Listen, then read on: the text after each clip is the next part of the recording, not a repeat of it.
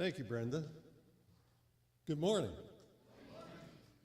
I'm Dale Johannesmeyer, an elder here at Scots Kirk, and on behalf of Pastor Jim Mitchell and the session of Scots Kirk, I'd like to welcome all of you here in person and those watching online.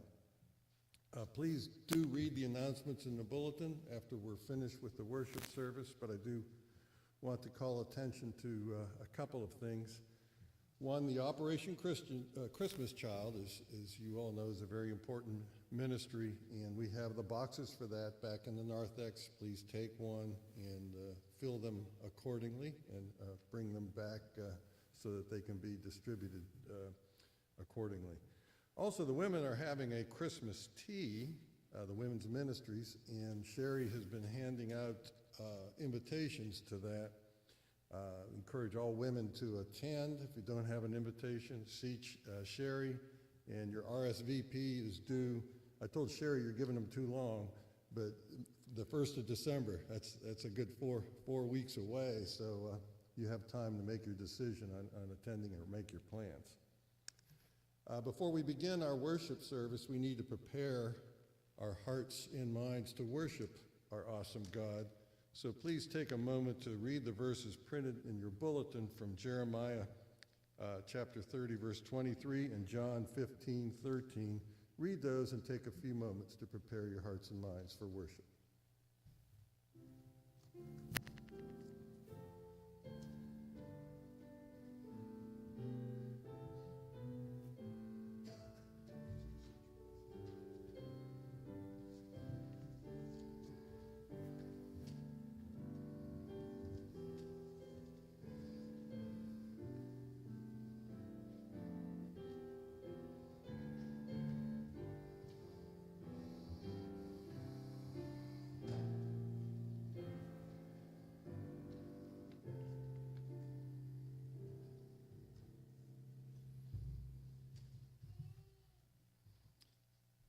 Morning. Our call of worship this morning is Psalm 96, verses 1 through 5. And as we read this morning, I just want to encourage y'all as we head into an election week to just rest in the fact that Christ is King. This is a great psalm for finding solace in that. So I greatly encourage you all during your time this week to spend some time reading through Psalm 96 and just rest in the fact that regardless of what happens, Jesus is Lord. Oh, sing to the Lord a new song. Sing to the Lord, all the earth.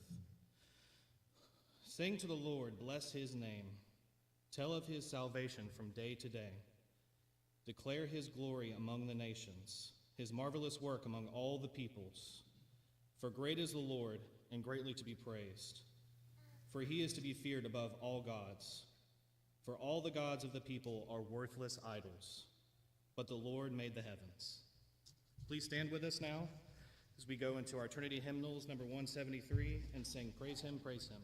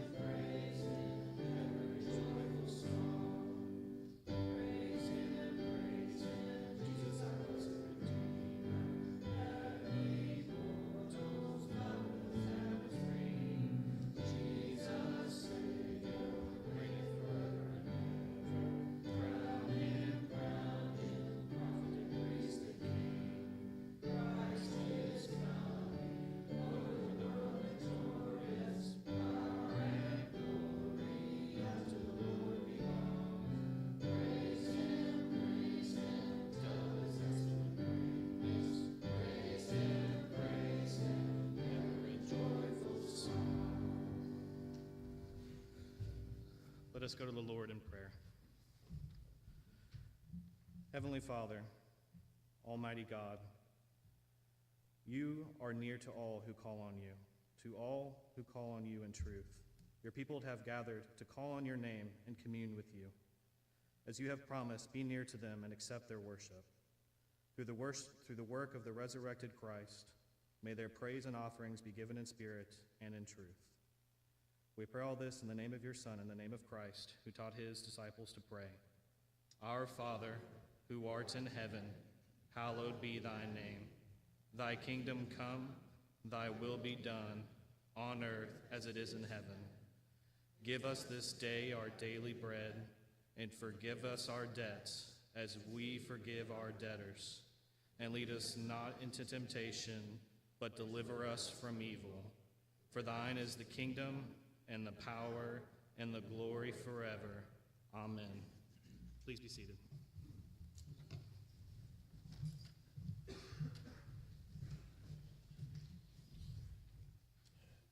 For our confession of sin this morning, we will pray in unison what is printed in your bulletin. Lord Jesus, forgive my sins. Forgive the sins that I remember and the sins I have forgotten. Forgive my many failures in the face of temptation and those times when I have been stubborn in the face of correction. Forgive the times I have been proud of my own achievements and those when I have failed to boast in your works. Forgive the harsh judgments I have made of others and the leniency I have shown myself. Forgive the lies I have told to others and the truths I have avoided. Forgive me the pain I have caused others and the indulgence I have shown myself. Jesus, have mercy on me and make me whole. Amen. Our assurance of pardon is from what should be some very familiar verses. Jim just finished preaching on this, Romans 5, verses 1 through 5. Therefore, since we have been justified by faith, we have peace with God through our Lord Jesus Christ. Through him we have obtained access by faith into this grace in which we stand, and we rejoice in hope of the glory of God. Not only that, but we rejoice in our sufferings, knowing that suffering produces endurance, and endurance produces character, and character produces hope, and hope does not put us to shame because God's love has been poured into our hearts through the Holy Spirit who has been given to us. Amen. Please stand for our confession of faith. It's from the Westminster Larger Catechism, questions 185 and 186. I will read the question and we'll read the response together. For what things are we to pray? We are to pray for all things tending to the glory of God, the welfare of the church, our own or others' good, but not for anything that is unlawful. How are we to pray? We are to pray with an awful apprehension of the majesty of God, in deep sense of our own unworthiness, necessities, and sins, with penitent, thankful, and enlarged hearts, with understanding, faith, sincerity, fervency, love, and perseverance, waiting upon him with humble submission to his will. Please be seated. And it's time for our children's sermon. And Deacon David Johnston will lead the children with that.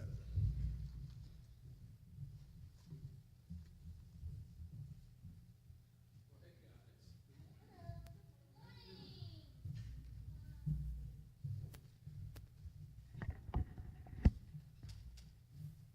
get nervous up here talking to y'all. I have to bring my notes. Do you know what a courtroom is? Yes, exactly. Good definition. Now, I want you to imagine, all three of you, that you are in court. And I want you to imagine that you're guilty. You've been found guilty. And the judge finds you guilty. He says you have to pay a fine, but guess what? You don't have it. Nobody in the courtroom can pay that fine. But after the judge pronounces you guilty and pronounces the fine, the judge takes off his robe, comes down from his bench, and he pays the fine for you. Thank you. Is that a good judge that paid the fine for you? He a good friend? Is that a judge you want to follow? Because that's exactly what Jesus has done for all of us. He's paid a fine that we can't pay. He did. That's exactly right. So let's pray. Dear Lord, thank you so much for these kids. I ask you again to fill these rows. Pray it in Jesus' name. Amen.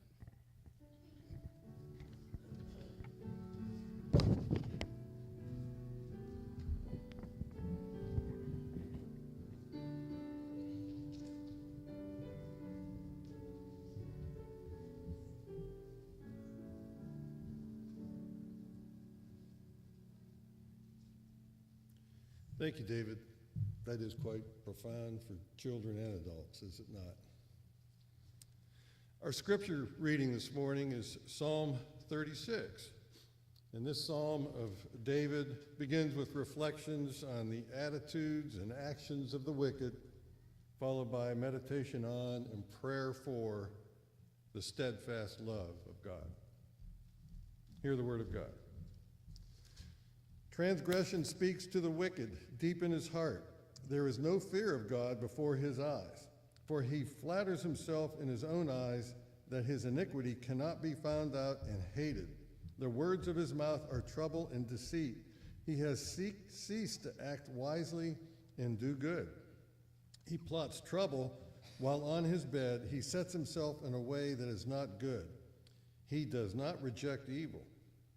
Your steadfast love, O Lord, extends to the heavens, your faithfulness to the clouds. Your righteousness is like the mountains of God. Your judgments are like the great deep. Man and beast you save, O Lord. How precious is your steadfast love, O God. The children of mankind take refuge in the shadow of your wings. They feast on the abundance of your house, and you give them drink from the river of your delights. For with you is the fountain of life. In your light do we see light. Oh, continue your steadfast love to those who know you, and your righteousness to the upright of heart. Let not the foot of arrogance come upon me, nor the hand of the wicked drive me away. There the evildoers lie fallen. They are thrust down, unable to rise. The grass withers, the flower fades, but the word of our God will stand forever. Amen.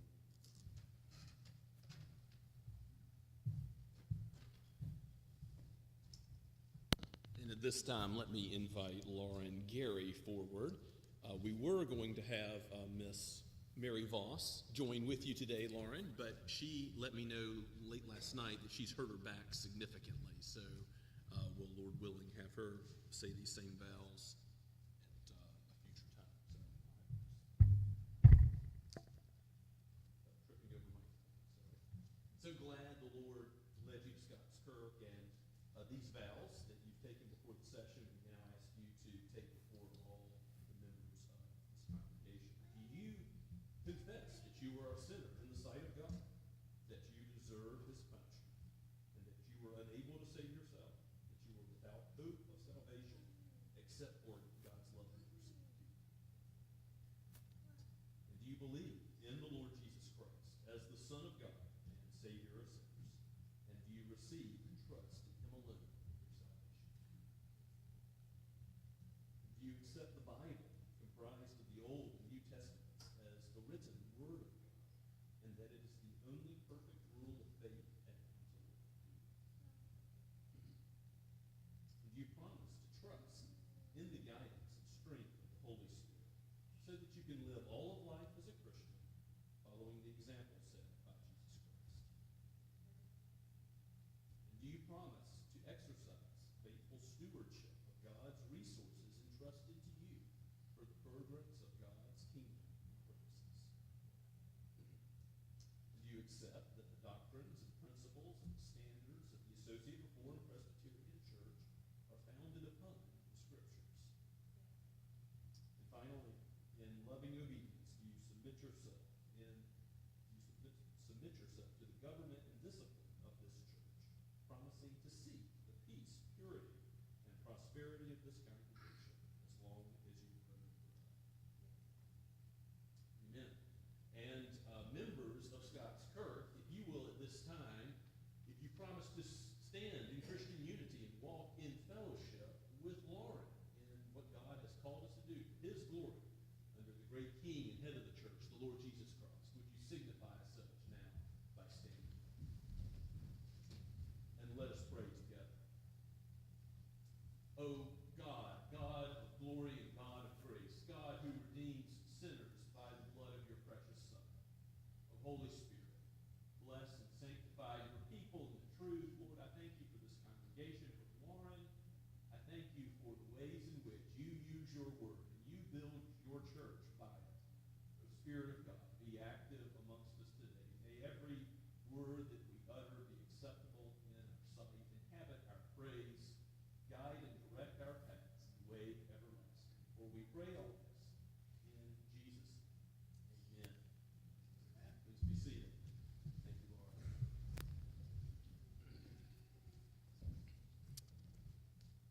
And I'll ask Lauren to join me in the handshaking line at the door following worship so you all have a chance to greet her this morning. Let's go before the Lord once again in prayer. Father, Son, and Holy Spirit, you spoke and the world came to be. You have made all things for yourself and for your own glory. For from you and through you and to you are all things. To you be the glory forever. There is no one else worthy. All the gods of the people are but idols, but you are the living and true God, the great I am, the one who was and is to come. The angels in heaven forever declare your praises without ceasing, and rightly so. May we join with them in proclaiming your greatness.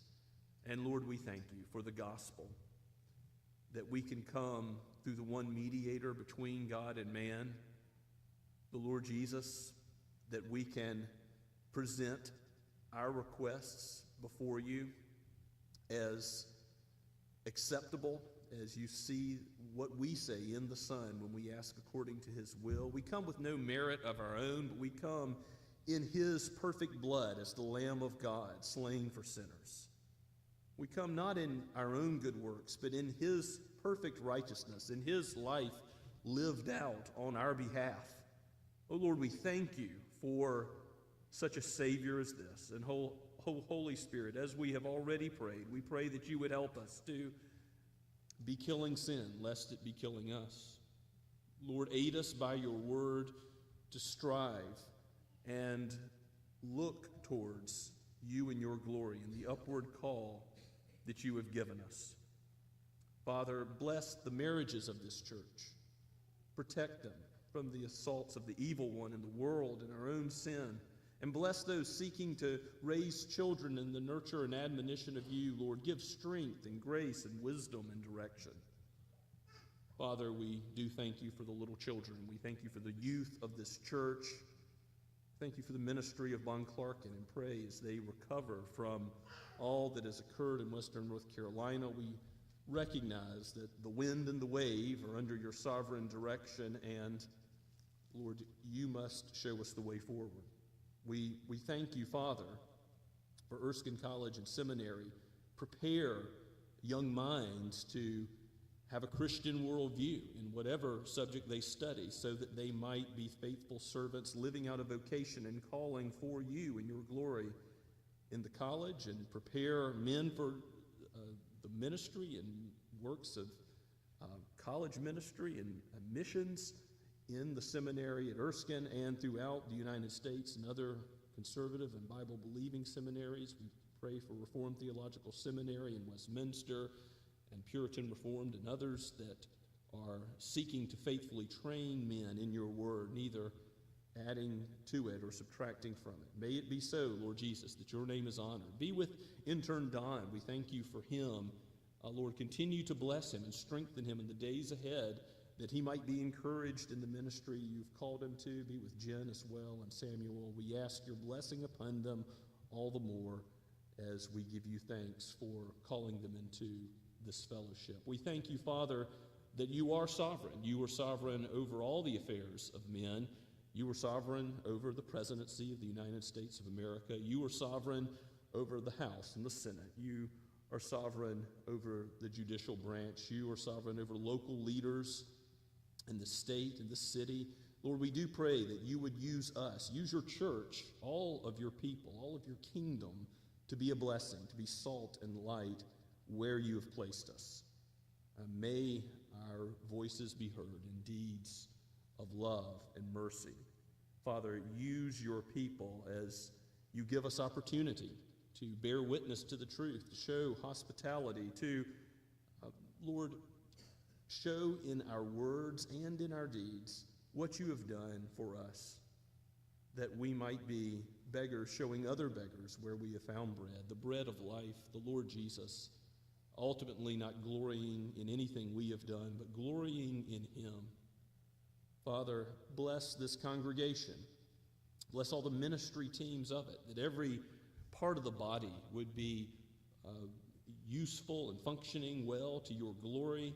We thank you, Lord, that you have called the men that you have to the session and diaconate. Continue to bless them and raise our eyes to the days ahead and those whom you will call to this office. Father, give us wisdom and direction, even as we look ahead to the congregational meeting in a couple of months, that you would give us kingdom priorities in every budget item and every decision that's made. We pray, Lord, that you, as the great king and head of the church, Lord Jesus, that you would guide and direct our steps, that you, as the great shepherd of the sheep, would receive the glory for how you grow us in the grace and knowledge of the truth, and how you protect us spiritually, how you guide and direct us even through dark valleys and difficulties, even till our ultimate homegoing, where we will be with you forever. Bless those who have difficulties today, physical difficulties. We do pray that you bless Mary Voss and give her recovery with her back. Bless Joel Reed. Bless Gay Schaefer, who has fallen in recent days. Lord, give her strength and recovery as well. Watch over her and protect her life, we ask. Father, we look to you, knowing you are the one who comforts those who mourn. Lord, be with those who have strife and worry and things perhaps only known to you. You know what keeps us awake at night. And Lord, you are faithful. You have promised you will never leave us nor forsake us. And indeed, the peace we know in the gospel is ours, and nothing can separate us from Christ's love. For that we are grateful, we are thankful, we rejoice in this truth, and lift all these things before you in the name of Jesus, our King, our prophet, priest and King, our Savior and our Lord. Amen. As we continue to worship the Lord, let's sing our next hymn together. Let's stand as we sing.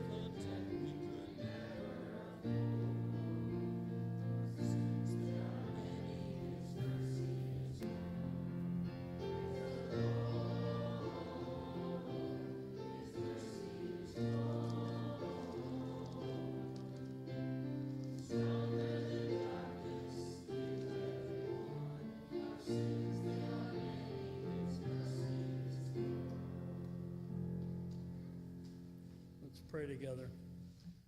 Merciful Heavenly Father, we are thankful for this opportunity we have to worship you freely.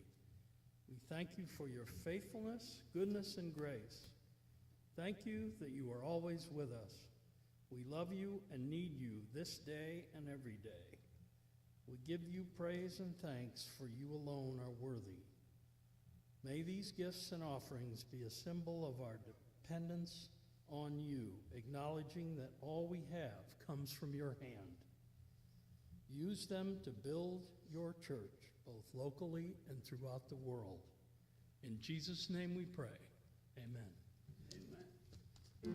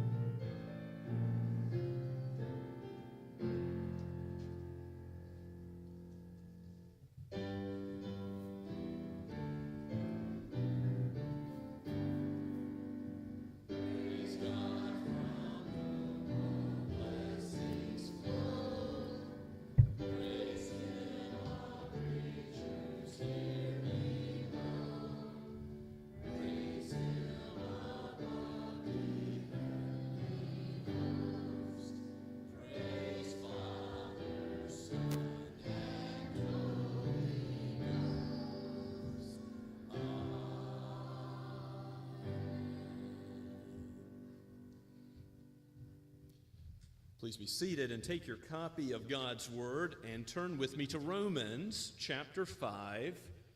This morning we're looking at verses 6 through 11 as we continue our expositional series going through this glorious book centering on the gospel of God, explaining, yes, the need of all of mankind, religious or pagan, for the redeeming grace of Jesus.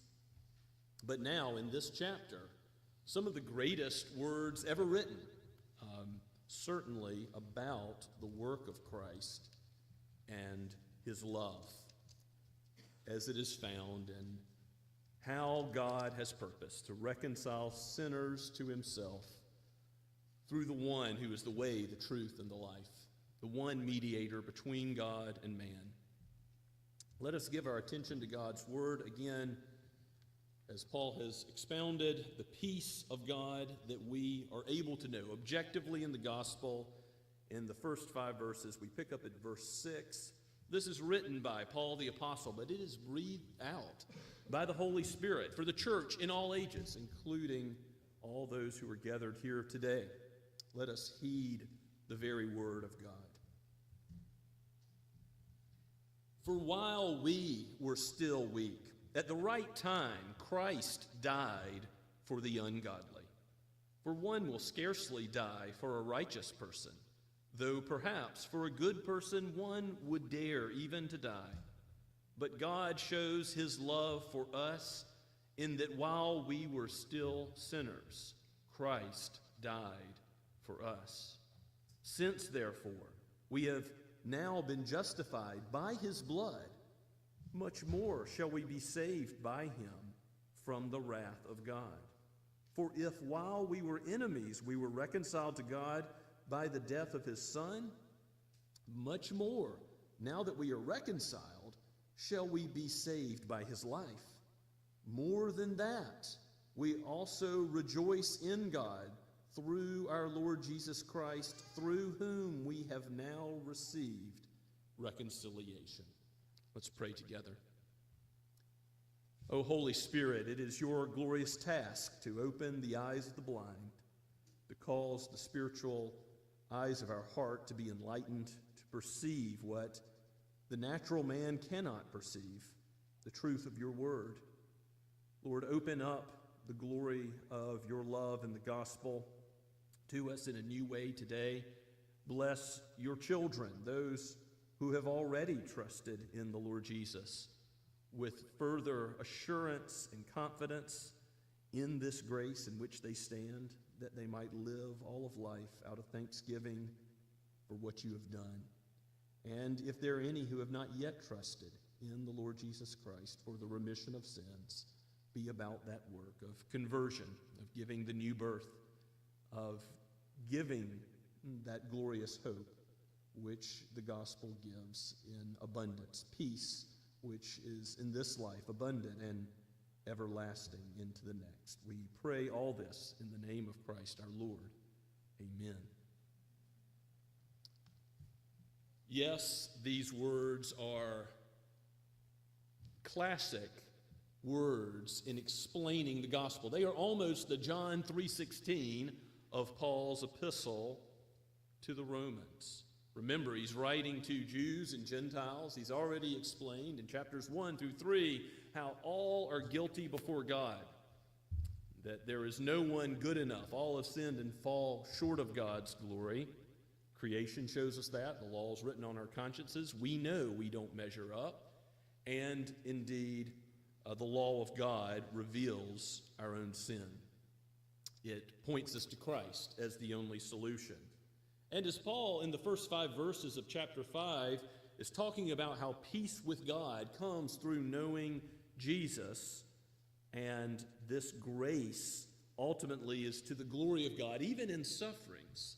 Remember, Paul writes about rejoicing in sufferings to the church in Philippi. He says, rejoice. And again, I will say it, rejoice.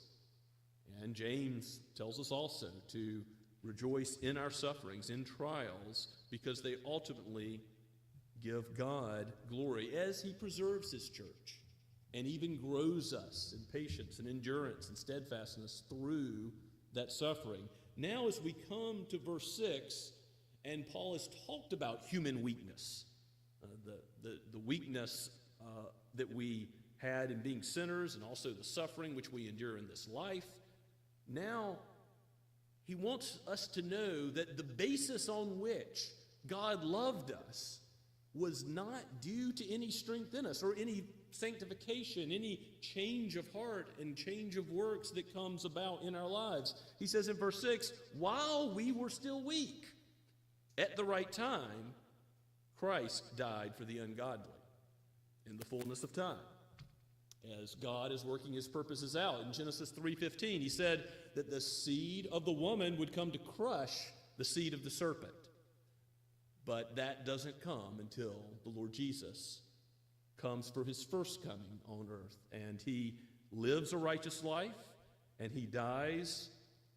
He sets his face like a flint towards Jerusalem. He goes and he dies on the cross when he was ready, not when men ultimately work their evil schemes out, but when God, who is sovereign over even the free acts of human beings and evil acts, as he works these things for his glory, he uses, yes, the betrayal of Jesus and the religious leaders and Pontius Pilate and all the rest to put the Lord Jesus to death. But he lays down his life and he takes it up again because in his timing, he dies for the ungodly. Now, the ungodly, the redeemed, are evil.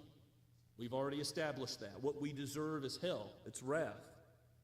And in explaining how Christ died for sinners, in verse 7, he says, it's scarcely true in this world that someone will die for a righteous person. Now, Paul's already proven the point. There are none righteous, no, not one. But he's saying someone who is relatively righteous, or on the whole, someone who cares about justice and doing what's right.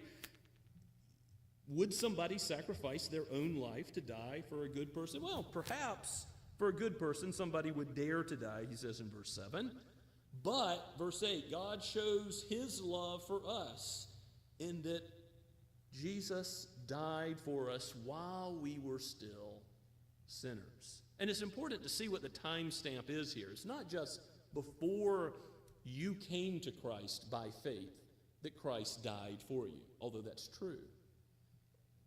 You were not loved by God because God looked down the tunnels of time and saw that you would have faith or saw that you would respond and do good works after having that faith. No, Christ died for you. The Father loved you so that he sent the Son, Father, Son, and Spirit in eternity past, loved you so that they set their love upon you, that God loved you without there being any good works of you in mind. Only evil, the heart which is desperately wicked. You can go to Ephesians chapter 1 to prove this point. Another place where Paul is expounding the gospel, Ephesians chapter 1. And he's in the midst of a run-on sentence, but if you look at verses 4 to 6, we'll just jump into this a wonderful exposition of the gospel he gives here. Paul says, "Blessed be God, the Father of our Lord Jesus Christ, who has blessed us with every spiritual blessing in the heavenly places." Now verse 4, "Even as he chose us in him before the foundation of the world." So when were we chosen in Christ? When was Abraham, Isaac, and Jacob chosen in Christ? Well, they were before the fullness of time in which Christ came to redeem sinners by his death on the cross. But even they, sinners, evil, as Paul has already argued in Romans 4. Remember, he uses Abraham specifically and David as well as examples of justification by faith. He says, even they, as well as New Testament believers, as we look back on the Messiah that they looked forward to, we were all redeemed by God's choice, God's election, God's choice in eternity past. And that was in Christ. And it's ultimately so that we would be seen as righteous in Christ's life, and our sin would be covered by Christ's bloodshed. But we were chosen in him before the foundation of the world, so that we should be holy and blameless before him. Ultimately, Christ in his life presents us that way. And in love, he predestined us. You know, predestination is not a cold, abstract concept. It is about the love of God. In love, God made the decision. God called the shot. That doesn't mean that we ultimately made a decision and God based his decision on the decision we made. Now, that would be getting it exactly backwards. God made the decision that we would love him, that we would serve him, but we love him because he first loved us, 1 John says in chapter 4. It is God's choice that we are loved and predestined for adoption through Jesus Christ, according to the purpose of his will, according to the praise of his glorious grace. This is the gospel, that God chooses and brings about his purposes, which is our justification, ultimately our sanctification, our glorification, as we'll see in Romans chapter 8, another glorious chapter about the gospel. But here, these words are so precious. God has redeemed us, not based on anything in us. There can be absolutely no doubt about it. If it's in eternity past, it's not based on us. It's based on God's decision. Now, why did God decide to love some sinners, to be vessels of his grace and mercy, and some he makes vessels of his justice and wrath? He's going to explain that as far as Scripture does explain it in Romans chapter 9. God's love is not random, and yet his purposes are known to him. They're not known to us. And Paul ultimately says, the potter is the one in charge. The pot doesn't talk back and say, why have you done what you have done? And the offer of salvation is open. All those who will come to Christ, he will not cast out. Any who will have faith, Jew or Gentile, any sinner who will admit in humility, I need this Savior, God will grant forgiveness of sins and he will make into his sons and daughters. This is the glory of the gospel. So even though in eternity past it has all been done, decided by God, he has a book of life that all of his children are written in, it is nevertheless the case that we can know that when we have faith in Jesus, that when we trust in his blood for the forgiveness of our sins, that we are one of God's elect. You can't know that you're not one of God's elect, because you might be like the Apostle Paul, terrorizing Christians and doing all sorts of evil, and God, to make a trophy of his grace, may convert you the next day, and then you will be an elect, which will evidence that from all eternity, God elected you and made you one of his children. So you can't know that you're not God's child, but you can know if you trust in Christ, if you believe in the gospel that Paul is preaching, that you're his. And that's part of why the Lord's table is here, is to assure us that just as this physical food gives our body physical strength, the bread and the fruit of the vine, so also Christ, when we are in him, connected to him by faith, we have the physical, not the physical strength, the spiritual strength, the grace given by our union with Christ to know that he is ours and we are his. He is our God. We are his people. We're justified. We're made righteous. We don't have to fear. We can live life as a Christian in confidence and assurance. So this temporal aspect of God loving us while we were still sinners gives us great assurance as we think about how he gives all the glory to Christ, no glory to us, but all the glory to Christ. And Paul doubles down as in verses 9 and 10, he says, there's much more to this. Yes, our sin is unlovely, but God has acted in his love decisively in Christ. If you think about it, there's a multitude of ways that God loves human beings. He sends his rain and sunshine on the just and the unjust. He gives us air to breathe. He gives his people particular blessings.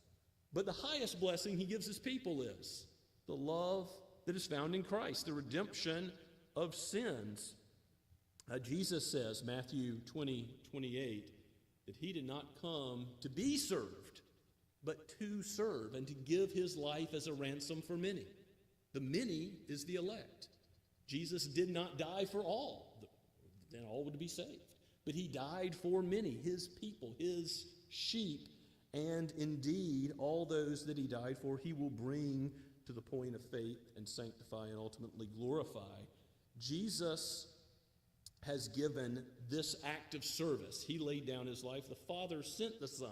The Holy Spirit agreed in this act of love. And it is, if you look at 1 Corinthians 13 with me, the basis of all human love. As you think about husbands, wives, how you're called to love your spouse, parents, how you're called to love your children, children, your parents, love of neighbor, love in the congregation. Paul is writing in 1 Corinthians 13 about love, ultimately in the context of the church. That's his primary application. But if you just look at the characteristics of love in verses 4 through 7, love is patient and kind. Love does not envy or boast. It is not arrogant or rude. It does not insist on its own way. It is not irritable or resentful. It does not rejoice at wrongdoing, but rejoices with the truth. Love bears all things, believes all things, hopes all things, endures all things. Love never ends. For why? God himself is love. In eternity past, before there was creation, God, Father, Son, and Holy Spirit, love in the three persons of the Trinity existed and will always exist. As Christ enacts love by serving, by giving his life, we have an example of one who has all the power, but steps down and leads by sacrifice, by doing what is in the best interest, not of himself, but others. Because Christ had no sin. He had nothing to pay for. But he got down to the cross and gave up his life because he was concerned about us, his elect. this theme of human love. You can look at various places. I've given a few verses in your outline, but maybe you'll go to Ephesians chapter 4. I just want to point out a couple. In Ephesians 4, verse 2, the Apostle Paul says that we're called as Christians to bear with one another in love, maintaining the unity of the Spirit in the bond of peace. So the gospel has a peace and love application to the church as he's applying the doctrine in Ephesians chapter 4. And go on to the end of the chapter in verse 32. Paul says, put away all of the evil things, wrath, anger, clamor, slander. But then positively in verse 32, be kind to one another, tender-hearted, forgiving one another as God in Christ forgave you. What is the ultimate act of service? Christ laid down his life so our sins would be forgiven. And so he has called us to put away and to remember no more, though we may intellectually remember wrongs done to us, to count against others no more what they have done. Just as Christ has forgiven us, this act of love, we are to reflect it in his body, the church. So, back to Romans in verse 9. Since we have been justified, since we have been forgiven by the blood of Christ, now you may know, Paul is saying, there is even further than reconciliation. We don't have sin standing in the way between God and ourselves. You'll further be saved by his life, because Christ positively keeping the whole law of God in thought, word, and deed. If his death reconciled us to neutral, his life positively puts us to the highest heavens, as his life is of infinite value and worth and righteousness and moral purity. And never be ashamed, as Paul's gospel is preaching about the blood of Christ, that this is part of the Christian religion. No, it is not an ancient and backward thing, though it is ancient. The life is in the blood, and the blood must be shed for sin. The Old Testament confirms it. The New reiterates it in Hebrews as it explains the sacrifice of Christ in terms of his blood needing to be shed for sin. But the sacrificial system showed this. Why did the lamb, the goat, have to die at the priest's hands? Because blood must be shed. Death should come to sinners. That's what our sins are due. The wages of sin is death. But thanks be to God in Christ Jesus. Sin and its due has been conquered and overcome. This is the gospel. Christ has done it for us. He became sin so that we might become the righteousness of God. 1 Corinthians 5:21 says, the life of Christ is highlighted in verse 10. I don't want you to miss that. For while we were enemies, we were reconciled to God, the point that Paul has made in verses 6 through 8. But now, much more, we are reconciled and saved by his life.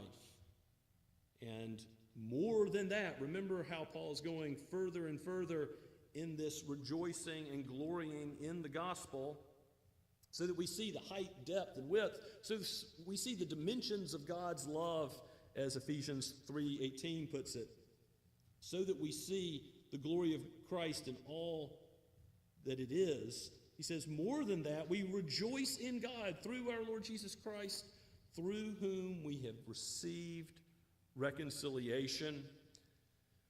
The rejoicing that Christians have, again, in times of trial and in times of thanksgiving, the rejoicing that we have is always through Jesus, the one mediator between God and man. 1 Timothy 2:15.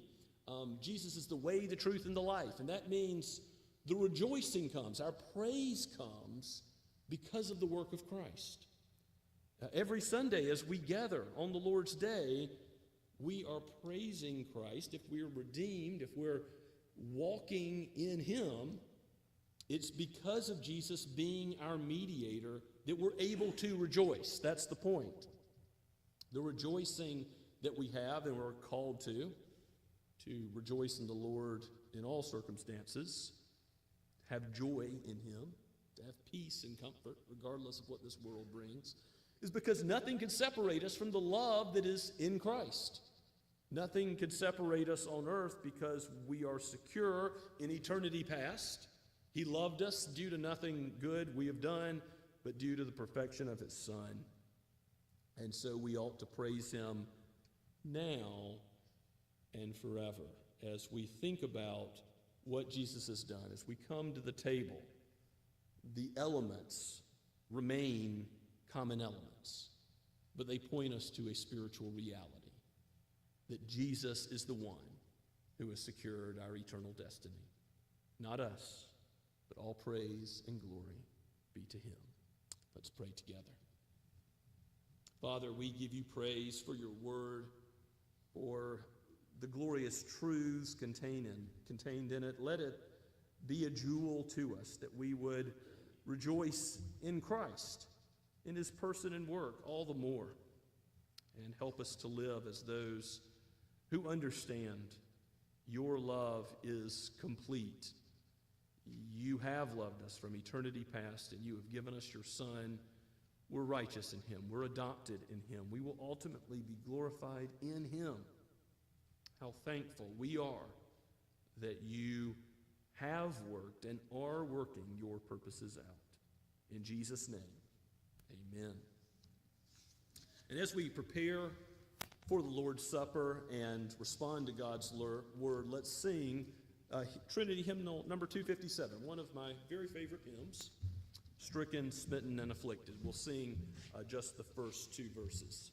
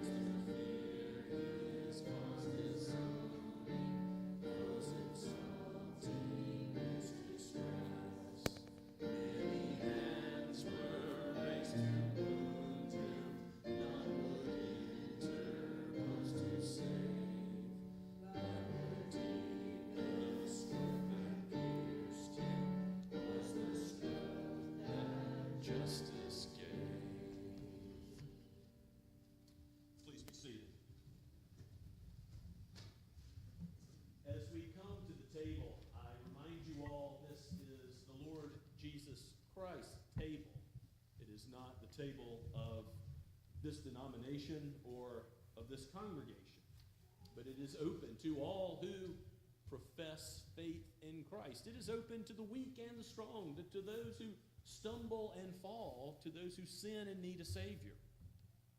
God wants you to be assured of his love, not only through the preaching of the word, but also through the sacrament, for it is the same gospel that is presented. So, if this is where your trust lies, come and take of the sacrament and be encouraged in your faith. If you have not yet professed faith in Christ, don't yet partake of the sacrament, but look forward to the day which you will profess Christ and partake. If your children have not yet personally professed that faith before the church, and parents, teach them about the meaning of the Lord's Supper, but don't allow them to yet partake until they are able to discern the meaning of the body and blood of Christ in the sacrament. The Apostle Paul warns that all who eat and drink without that discernment eat and drink judgment upon themselves. So that is why I speak of this warning, but also speak with great encouragement in that The sacrament is intended for God's people, and it is intended to bless us with the presence of God. As he is present in the Word, so he is present in the sacrament. He is spiritually present. The elements remain as they are, and yet God blesses them to a holy use, an important use, because he knows we tend to see the physical as the real, the things we can taste and touch, and yet these things are no more real than the reality of the love of God manifested, demonstrated in Christ, that he has died for sinners' gain. As we go to the words of institution, I turn to 1 Corinthians chapter 11, as the Apostle Paul records the words of Christ in verse 23. For I received from the Lord that which I also delivered to you, that the Lord Jesus, on the night when he was betrayed, took bread, and when he had given thanks, he broke it and said, This is my body, which is for you. Do this in remembrance of me. In the same way also he took the cup after supper, saying, This cup is the new covenant in my blood. Do this as often as you drink it in remembrance of me. For as often as you eat this bread and drink the cup, you proclaim the Lord's death until he comes. Let's pray together. Father, bless this sacrament, that your people might be reminded and remember the love you have shown us, that you have demonstrated in Christ, that he came and he gave up all the glories of heaven and even his own life to be under the power of death, so that death might be completely overcome, so that we might be blessed in him, so that your eternal purposes and glory might be carried out and maintained. Lord, be glorified in all the earth until that day when the knowledge of you covers the earth as the waters cover the seas. Let us be those who are used by you for the extension of your kingdom to the praise of your glorious grace. We pray in Jesus' name. Amen.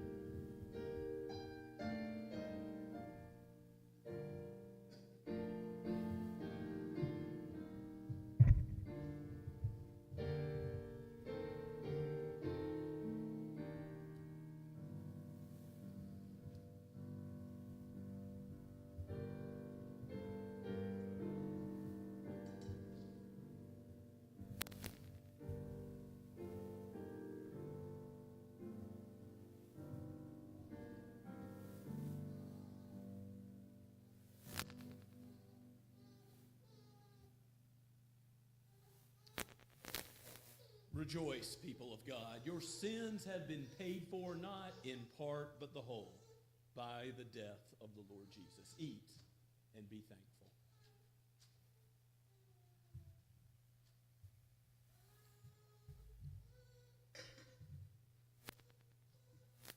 In the same way, also after supper, he took the cup.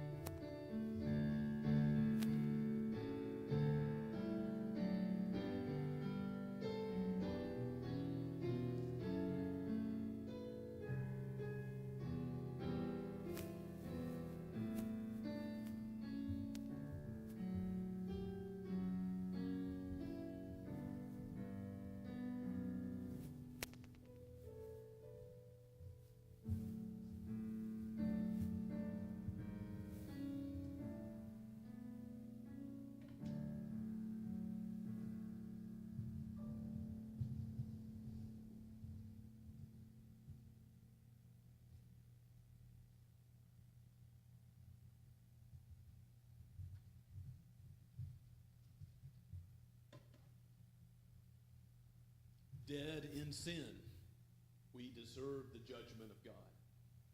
And yet Christ drank the cup of God's judgment to the very dregs so that we might receive the cup of blessing. Rejoice and be thankful.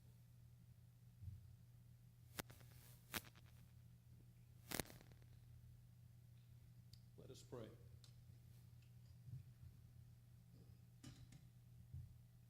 O Lord Jesus, you have shown us your love by laying down your life to call sinners your friends. Aid us in loving others after your own example.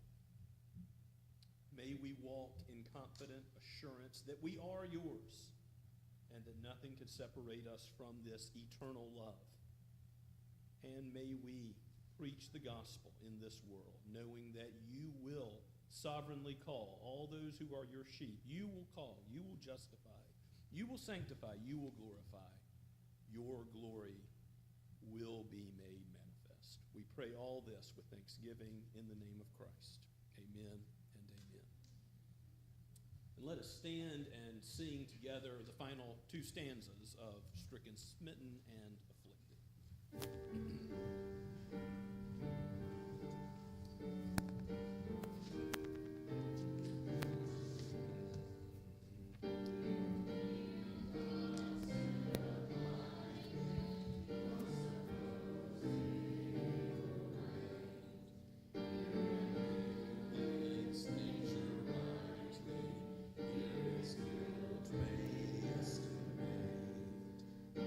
Sacrifice upon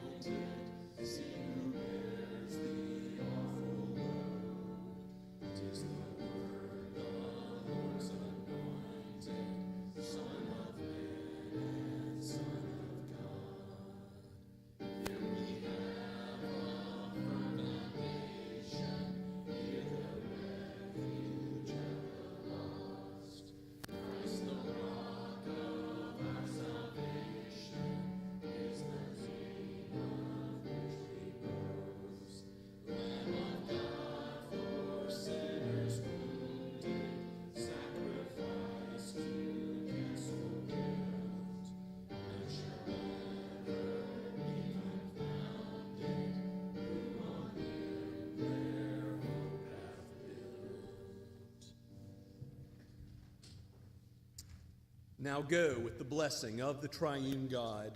The grace of the Lord Jesus Christ and the love of God and the fellowship of the Holy Spirit be with you now and forever. Amen and amen.